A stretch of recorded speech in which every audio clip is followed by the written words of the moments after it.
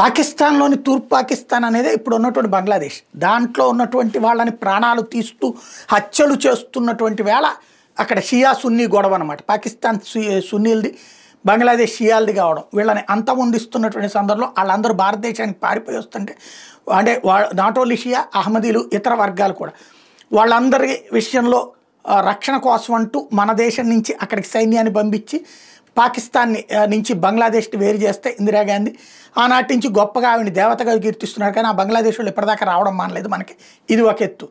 ఇప్పటికి కూడా బంగ్లాదేశ్లో 30% మంది పాకిస్తాన్ని ప్రేమిస్తూ పాకిస్తాన్ పాలనలోనే ఉండాలి, తాము పాకిస్తాన్తోనే ఉండాలి, భారత్తో స్నేహం వద్దు అని కోరుకునేటటువంటి వాళ్ళు ఉన్నారు. ఆ 30% మందే గతంలో BNP కానీ ఇట్లాంటి వాళ్ళని ఉగ్రవాదుల్ని జైళ్ళలో పెడితే అట్లాంటి వాళ్ళందరిని విడిపించిన యూనస్ సర్కార్ ఇప్పుడు పాకిస్తాన్ మీద ప్రేమని పెంచడానికి ప్రయత్నిస్తోంది.